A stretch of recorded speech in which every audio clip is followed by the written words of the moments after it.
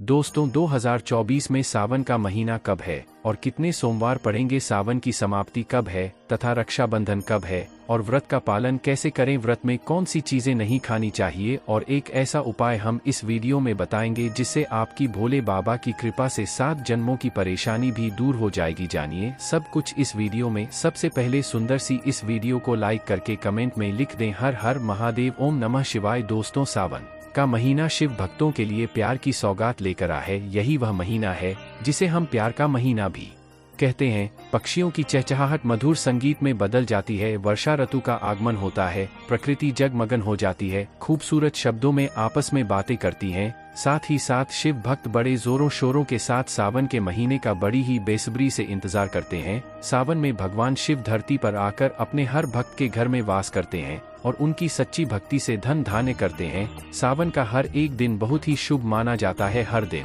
पवित्र होता है, हर दिन भगवान शिव की पूजा की जाती है। लेकिन सोमवार के व्रत की बात ही कुछ और होती है। पवित्र और शुभ दिन होता है सोमवार का दिन। इस दिन व्रतधारी व्रत रखकर संपूर्ण फलों की प्राप्ति करते हैं और अगले दिन सावन के पवित्र महीने में फिर से सोमवार के व्रत के आने की कामना करते हैं ताकि सावन में हम व्रत का फिर से संपूर्ण पालन और फल प्राप्त कर सकें। दोस्तों आपको बता दें, इस बार सावन का महीना 2024 में 22 जुलाई और सोमवार के दिन पड़ेगा। सावन की समाप्ति होगी 19 अगस्त के दिन और सावन के आखिरी सोमवार के दिन ही 19 अगस्त यानी सोमवार के दिन ही रक्षाबंधन का त्योहार भी मनाया जाएगा। दोस्तों अब जानते हैं सावन के इस पवित्र महीने में कितने सोमवार पड़ेंगे और आपको कितने व्रत रखने हैं। आइए जानते हैं। सावन मास का पहला दिन 22 जुलाई दिन सोमवार है। पहले ही दिन सावन में सोमवार पड़ने से 4 चांद लग गए हैं। सावन का दूसरा सोमवार व्रत 29 जुलाई दिन सोमवार है। तीसरा सोमवार व्रत 5 अगस्त, सावन का पवित्र चौथा व्रत 12 अगस्त के दिन पड़ेगा और 19 अगस्त को 5वां सोमवार है। दोस्तों ऐसे में कुल मिलाकर 5 सोमवार पड़ेंगे और अंत में 19 अगस्त यानी सोमवार के दिन सावन समाप्त हो जाएंगे। दोस्तों ऐसे में हम जानते हैं सावन के इस पवित्र महीने में कौन सी गलती नहीं करनी चाहिए जिससे कि शिव नाराज ना हो। और सावन व्रत में यह फल तो कभी मत खाना, नहीं तो भगवान भोले बाबा आपसे क्रोधित हो सकते हैं, आपका व्रत टूट सकता है। आइए जानते हैं कुछ ऐसी सावधानियां जिसे भूलकर भी नहीं करना चाहिए। दोस्तों नंबर 1, शास्त्रों में कहा गया है कि व्रतधारी को उधार मांगकर फल आदि नहीं खाने चाहिए, इससे पाप लगता है और व्रत अधूरा रह जाता है। सोमवार का व्रत हो या कोई भी व्रत क्यों ना हो, पड़ोसियों से मांगकर भी व्रत आदि में फल वगैरह नहीं खाने चाहिए। व्रत में उधार मांगकर खाने से व्यक्ति का व्रत झूठा हो जाता है। ईश्वर की शरण में आने पर व्यक्ति को झूठ नहीं बोलना चाहिए, कर्ज नहीं लेना चाहिए, चुगली आदि नहीं करनी चाहिए, उधार मांगकर भी नहीं खाना चाहिए। अगर आपको कोई अपनी मर्जी से खाने के लिए व्रत में कुछ देता है तो उसे आप खा सकते हैं, लेकिन व्रत में कम से कम उधार मांगकर फल आदि नहीं खाना चाहिए, इससे पाप लगता है और व्यक्ति की पवित्रता भंग हो जाती है। दोस्तों नंबर 2, सोमवार का व्रत हो या सावन का व्रत, आपको नाशपाती नहीं खाना चाहिए। दरअसल इस फल का नाम नाश यानी नाश करने वाला होता है, इसलिए इस फल को व्रत में नहीं खाना चाहिए। व्रत आदि को छोड़कर किसी और दिन आप कभी भी खा सकते हैं, लेकिन अगर जिस दिन आपका व्रत हो उस दिन नाशपाती का सेवन नहीं करना चाहिए, भगवान को भी नाशपाती नहीं चढ़ना चाहिए। दोस्तों नंबर 3, कुत्तूम का आटा खाने से भी आपका व्रत टूट सकता है। आपको बता दें लंबे समय से रखा हुआ आटा आपका व्रत भंग कर सकता है। दरअसल पुराने आटे में घू आदि कीड़े वगैरह पड़ जाते हैं जो ठीक तरह से दिखाई भी नहीं देते। ऐसा आटा खाने पर दरअसल आप मांस का सेवन करते हैं और व्रत में कीड़े खाना घोर पाप के बराबर माना गया है और आपका व्रत भी भंग हो जाता है। व्रत में ताजा आटा खाना चाहिए, लंबे समय से रखे हुए आटे में कीड़े पड़ जाते हैं, ऐसा कभी ना करें। व्रत हमेशा शुद्धता में ही रखना चाहिए। सावन का महीना बड़ा ही पवित्र महीना माना गया है, इसीलिए यह 5 चीजें भगवान शंकर के पास कभी ना रखें। तो चलिए जानते हैं। दोस्तों नंबर 1, जहां रखा हो शिवलिंग या महादेव की कोई भी प्रतिमा तो वहां पर भूलकर भी चप्पल जूते लेकर नहीं जाना चाहिए। जरा सोचिए, जब आपके कमरे में कोई चप्पल लेकर प्रवेश करता है तो आपको कितना क्रोध आता है। इसी कारण महादेव भी आपसे नाराज हो जाते हैं और आपको मिलने वाला फल नष्ट हो जाता है। ऐसे में मंदिर में नंगे पांव ही प्रवेश करना चाहिए, क्योंकि चमड़े की चप्पल हमेशा अशुद्ध रहती है, इससे देव शक्ति नाराज होती है। दोस्तों नंबर 2, अक्सर महिलाओं को मासिक धर्म आ जाता है और वो बिना किसी को बताए पूजा पाठ कर लेती है। जो कि शास्त्रों में वर्जित माना गया है। इस समय महिलाओं को जानकर भी अनजान नहीं बनना चाहिए। अगर आपको मासिक पीड़ा है तो घर के बने मंदिर में या बाहर बने मंदिर में कभी प्रवेश नहीं करना चाहिए। इससे देव शक्तियां नाराज होकर आपसे क्रोधित हो सकती है। ऐसे समय में शिवलिंग को छूना घोर पाप के बराबर माना गया है। जरा सोचिए, ऐसी अवस्था में जब महिला को बुरा लगता है तो ईश्वर को कितना बुरा लगेगा। इसीलिए महिलाओं को ऐसी अवस्था में मंदिर यात्रा, घर में पूजा पाठ, भगवान की प्रतिमा को छूना या तुलसी में पानी भी नहीं डालना चाहिए। तुलसी का पौधा भी सूख जाता है। जब देव शक्तियां नाराज होती है तो लाजमी है कि घर में कंगाली और गरीबी, लड़ाई झगड़े होने लगते हैं। ऐसा कभी मत करना। दोस्तों, नंबर 3, शास्त्रों में बताया गया है कि जहां होता है शिवलिंग तो वहां पर सभी शक्तियां सक्रिय रहती हैं। अगर घर में होता है शिवलिंग तो वह व्यक्ति महादेव की कृपा सदैव पा लेता है। वास्तु शास्त्र के अनुसार शिवलिंग से हर वक्त ऊर्जा का संचार होता रहता है। इसीलिए शिवलिंग पर जलधारा हमेशा होनी चाहिए जो ऊर्जा को शांत रखता है। कुछ लोग अपने घर में शिवलिंग तो रख लेते हैं लेकिन वह 1 हफ्ते के बाद जल चढ़ाते हैं, जो कि बिल्कुल भी अच्छा नहीं माना जाता। अगर आप जल नहीं चढ़ा सकते तो आप अपने घर में शिवलिंग स्थापित कभी ना करें, जो कि गरुड़ पुराण में बताया गया है। इससे उल्टा घर में विनाश होता है। दोस्तों, नंबर 4, शास्त्रों में बताया गया है कि तुलसी और महादेव का बैर माना गया है। इसी कारण तुलसी में शिवलिंग और गणेश की प्रतिमा को नहीं रखा जाता। कई लोग जाने अनजाने में शिवलिंग को तुलसी में रख देते हैं और घर में परेशानियां आना शुरू हो जाती हैं। इससे महाशक्तियां क्रोधित हो जाती है। शिवलिंग पर तुलसी भी नहीं चढ़ना चाहिए। तुलसी में और शिवलिंग में कुछ दूरी होनी चाहिए। दोस्तों, नंबर 5, घर का मंदिर या बाहर का मंदिर। किसी भी मंदिर में ऐसे व्यक्ति को प्रवेश नहीं करना चाहिए जिसने स्त्री प्रसंग अर्थात संभोग किया हो या उसने मांस खाया हो। अगर आप शारीरिक रूप से गंदे हैं तो मंदिर के आसपास भी नहीं जाना चाहिए। घर के बने मंदिर में कोई कपड़ा आदि डाल देना चाहिए। जरा आप ही सोचिए, क्या आप मांस खाकर या स्त्री के साथ शारीरिक संबंध बनाकर भगवान के पास जाएंगे और क्या वह आपसे प्रसन्न होंगे? बिल्कुल भी नहीं। वह आपसे क्रोधित हो सकते हैं और आपसे नाराज हो जाएंगे। शास्त्रों में इसे घोर पाप माना गया है। इससे व्यक्ति नरक में जाता।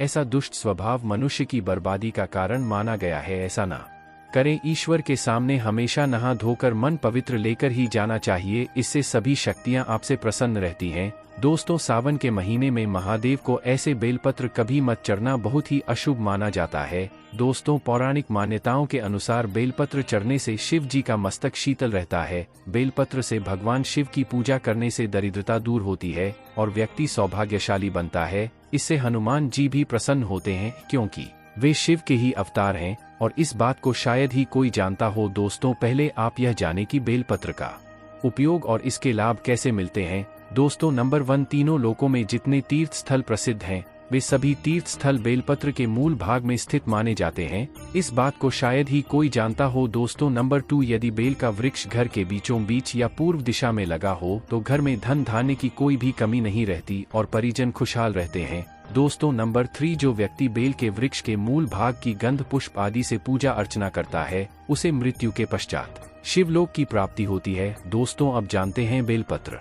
से जुड़ी कुछ खास बातें। चतुर्थी, अष्टमी, नवमी, चतुर्दशी और अमावस्या तिथियों को, संक्रांति के समय और सोमवार को बेलपत्र नहीं तोड़ना चाहिए। पूजा से 1 दिन पूर्व ही बेलपत्र तोड़कर रख लें। दोस्तों, आपको बता दें, बेलपत्र कभी अशुद्ध नहीं होते। यदि आपको पूजा के लिए नया बेलपत्र नहीं मिल रहे हैं तो आप किसी दूसरे के चढ़ाए हुए बेलपत्र को स्वच्छ जल से धोकर भगवान शिव को अर्पित कर सकते हैं। दोस्तों, बेलपत्र में 3 पत्तियां होनी चाहिए। कटी फटी पत्तियों का बेलपत्र भगवान शिव को अर्पित गलती से भी मत करना। कटी फटी पत्तियों को अर्पित करने से शिव का अपमान माना जाता है और बेलपत्र का भी। इसलिए बेलपत्र की पत्तियां एकदम साफ होनी चाहिए। दोस्तों, सावन के इस पवित्र महीने में अगर जिस को 5 संकेत मिल जाए तो इससे यह पता चलता है कि महादेव आपकी भक्ति से बहुत प्रसन्न है और आपको धनी होने से कोई भी नहीं रोक सकता। तो चलिए जानते हैं। दोस्तों, नंबर 1, बैल का दरवाजे पर आना। नंदी महाराज भगवान भोलेनाथ के वाहन है। नंदी को भगवान शिव का द्वारपाल भी कहा गया। नंदी महाराज को बुद्धि और ज्ञान का प्रतीक माना गया है। शिव के मंदिर के बाहर हमेशा नंदी महाराज विराजित रहते हैं। लेकिन अगर सावन के इस पवित्र महीने में अचानक से नंदी महाराज आपके दरवाजे पर आ जाए और घर की चौखट को सींग मारने लगे, तब आपको समझ लेना चाहिए कि भगवान शिव आपके घर में आने वाले हैं, जो कि यह एक उनके आने का संकेत है। भगवान शिव आपकी भक्ति से बहुत प्रसन्न है और आपके घर में खुशियां आने वाली है। आपको धनी होने से कोई नहीं रोक सकता, लेकिन याद रहे नंदी महाराज को तिलक लगाकर मीठा भोग जरूर खिलाएं। दोस्तों नंबर 2, सावन के पवित्र महीने में अचानक से आपके सपनों में अगर शिवलिंग दिखाई दे जाए अर्थात भगवान शिव दिखाई दे जाए तो इसे आपको यह समझना चाहिए कि अब आपके जीवन से परेशानियों का अंत जल्दी हो जाएगा। भगवान शिव आपकी सच्ची आराधना भक्ति से बहुत खुश है और वह आपके घर में आने वाले हैं। ऐसे में याद रहे शिव की भक्ति में कोई भी कमी नहीं आनी चाहिए। घर को गंदा मत रखना क्योंकि आपके घर में भगवान शिव आने वाले हैं। दोस्तों नंबर 3, शास्त्रों के अनुसार माना गया है कि नीलकंठ भगवान शिव का प्रतीक है। अगर आपके घर में सावन के महीने में नीलकंठ छत पर आकर बैठ जाए तो उसे भूलकर भी मत भगाना क्योंकि यह भगवान शिव का प्रतीक माना गया। ऐसे में आपको खुश होना चाहिए क्योंकि भगवान शिव आपकी भक्ति से बहुत खुश है। शास्त्रों में बताया गया है कि नीलकंठ अगर मनुष्य के घर पर आकर बैठ जाए तो साक्षात घर में महाशिव के आने के संकेत माने गए हैं। अब आपके बुरे दिन जाने वाले हैं। कहते हैं श्री राम ने इस पक्षी के दर्शन करने के बाद ही रावण पर विजय प्राप्त की थी। दोस्तों नंबर 4, सावन के पवित्र महीने में अचानक से घर में काला सांप निकल आए तो बहुत ही शुभ माना गया।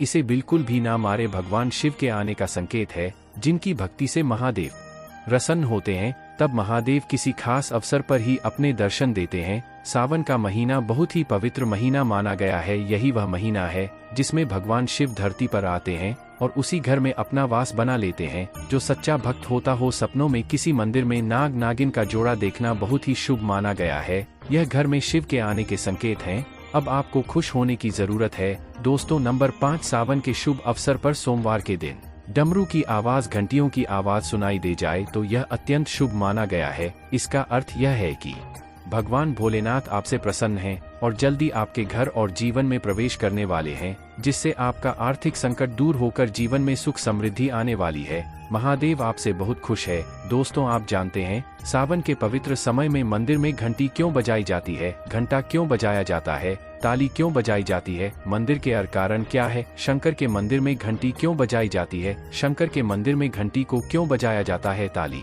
को बजाना क्यों ना करा जाता है, शिव मंदिर में किस लिए करा जाता है। तो यह पुराण है कि मंदिर के अंदर या घर के अंदर आप गरुड़ घंटी जब जाते हो, घंटी का नाद जब करते हो तो शिव महापुराण की कथा और लिंग पुराण की कथा, विष्णु पुराण की कथा कहती है मात्र घंटी का नाद कर देने से जितने भूमि पर तीर्थ है, जितने साधक साधना कर रहे होते हैं, जितने तप कर रहे होते हैं, जितनी पवित्र नारी स्त्री का पालन कर रही होती है, जितने दान हो रहे होते हैं, कुछ समय पर जिस समय तुमने घंटी बजाई है उस पल वह सारे पुण्य घंटी का नाद करते से तुम्हारे खाते में आ जाते हैं। शंकर जी के मंदिर में जाकर ताली का नाद किया जाता है। ताली शिव मंदिर में क्यों बजाई जाती है, मंदिर में जितने भी बैठे होंगे, जो भजन कर रहे होंगे, जो साधना कर रहे हैं, अभिषेक कर रहा है, पूजन कर रहा है, 3 बार ताली बजाने से उनका सारा का सारा पुण्य हमारे खाते में आ जाता है, खींचा चला आता है, हमारा भाग्य प्रबल हो जाता है, 1 सेकंड में हमारे खाते में आ जाता है और हमें लगता है हम शंकर को रिझा रहे हैं। शंकर को रिझाएं शिव जरूर देते हैं। घर में गरुड़ घंटी का नाद करना दोस्तों इसलिए बच्चों को खेलने के लिए घंटी नहीं दी जाती। गरुड़ घंटी कोई खेलने को नहीं देता, दूसरा सामान देंगे पर गरुड़ घंटी नहीं देंगे। क्यों नहीं देते? क्योंकि गरुड़ घंटी का जब नाद किया जाता है तो सबका पुण्य हमारे खाते में जाता है। कोई साधारण है घंटी बजाना, पूजन के समय, स्मरण के समय पर भजन करना चाहिए, इसलिए घंटी भी हर कभी नहीं बजाई जाती। और आपसे भी निवेदन है, मंदिर में भी जाओ तो घंटी का नाद करो तो बड़े प्रेम से करो, ऐसे नहीं बजाओ बजाए जाओ। कई मंदिरों में मंदिर का पट बंद हो जाता है तो भी लोग घंटी बजा देते हैं, दोष लगता है। भगवान अगर मंदिर में सो रहे हैं तो उस समय घंटी बजाना घोर पाप माना जाता है। जिस जगह पर ब्राह्मण विद्वान है, साधक हैं, संत हैं, साधु हैं, मंदिर अगर बंद होता है तो उसके साथ में घंटी के नीचे के भाग को रस से ऊपर बंद दिया जाता है, जिससे बजे ना कहते हैं। अगर भगवान अगर विश्राम कर रहे हैं, सो रहे हैं, निंद्रावश्य है या पट बंद है, कुछ समय पट बंद का समय है और घंटी का अगर नाद हो जाए तो कहते हैं 11 ब्राह्मण के भूखे रहने का दोष लग जाता है। जीवों को मात्र घंटी बजा देने पर अगर भगवान विश्राम में है, पट बंद, दरवाजा बंद और लिखा हुआ है समय मंदिर खुलने का समय 11 बजे से 3 बजे तक मंदिर बंद होने का समय, और तुमने यदि समय देख लिया फिर भी तुमने तो देख लिया और तुम उस समय कह रहे हो मैं दूर से आया हूँ, घंटी तो बजाऊंगा। तो ऐसा करने से कई लोगों के भूखे रहने का दोष आपको लग जाता है। घंटी बजाने का सबसे शुभ समय माना जाता है सुबह 400 बजे से लेकर सुबह 11 बजे तक अत्यंत दुर्लभ और मंगलकारी माना जाता है। इस समय घंटी बजाना और रात के समय शाम 6 बजे से लेकर रात 11 बजे से पहले तक पूजा पाठ तथा घंटी बजा लेनी चाहिए, क्योंकि 12 से पहले तथा 12 के बाद मंदिर के पट बंद कर दिए जाते हैं। इस समय देवी देवता विश्राम करते हैं, निद्रा में चले जाते हैं। इस समय उन्हें जगाना मतलब घोर पाप का भागीदार बनने के बराबर है। आप अपने पुण्य नष्ट कर सकते हैं। दोस्तों, एक आखिरी ऐसा उपाय है जिसको अगर आपने सावन के पवित्र महीने में कर लिया तो दुनिया की कोई भी ताकत, कोई भी शक्ति आपको करोड़पति होने से रोक नहीं पाएगी। बस कर लेना यह उपाय। सावन बार बार नहीं आता है, उपाय जरूर करना। इस समय भगवान शिव सक्रिय अवस्था में होते हैं, जो मांगो अवश्य होती है हर कामना। दोस्तों, आज हम आपको बताएंगे मात्र कुछ ही समय में आपके जीवन से कर्ज हमेशा के लिए उतर जाएगा। अगर ना उतरे तो आप हमारे चैनल स्माइल फैमिलीज को अनसब्सक्राइब कर देना। हम आपको कागज, पेन, कॉपी आदि पर लिख कर दे सकते हैं कि मात्र कुछ ही समय में इस उपाय से आपका कर्ज तुरंत उतर जाएगा। घर से तमाम तरह की परेशानियां, गृह कलेश, पति पत्नी की परेशानी, नजर दोष, राहु दोष, मंगल दोष, पितृ दोष, गरीबों का दोष, भयंकर काल सर्प दोष, शनिदेव देव का दोष, वर्षों पुरानी यदि किसी की बद्दुआ, काला जादू अगर जीवन में किसी ने कर रखा है तो वह मात्र इस उपाय से पल भर में ही दूर हो जाएगा। दोस्तों, ना कम ना ज्यादा पूरे 5 काम आपको करने हैं। दोस्तों, अक्सर हम शौक के लिए क्या कुछ नहीं करते, यहाँ तक कि अपना घर तक गिरवी रख देते हैं। नौबत यह भी आ जाती है कि कुछ लोग तो कर्ज के कारण अपना घर तक छोड़ देते हैं। और वैसे देखा जाए तो कर्ज से बढ़कर कष्टप्रद कोई स्थिति नहीं होती। कर्ज एक श्राप की तरह होता है जो अगर एक बार लग जाए तो बिना उपाय किए उतरता ही नहीं है। अगर आप भी कर्ज के बोझ से परेशान हैं तो इस उपाय का प्रयोग अवश्य करें। 2 से 8 दिन के अंदर लाभ मिलने लगता है। यह बात आपको शायद मजाक लगे, लेकिन मैं आपसे वादा करता हूं कि यह 100% सत्य है। लेकिन इसका लाभ लेने के लिए आपको 5 काम अवश्य करना है, तभी ही कर्ज से मुक्ति मिलेगी। तो चलिए शुरू करती है। सच्चे दिल से कमेंट बॉक्स में लिखें हर हर महादेव, ओम नमः शिवाय। एक लाइक जरूर करें। आज का वीडियो बहुत ही सुंदर है, इसीलिए एक लाइक आप पहले ही कर दें, क्योंकि आप लाइक करना भूल जाते हैं। आपका एक लाइक हमारे लिए बहुत ही कीमती है, बहुत ही प्यारा है। इसीलिए सावन के पवित्र महीने में भगवान शिव के लिए एक लाइक तो बनता है।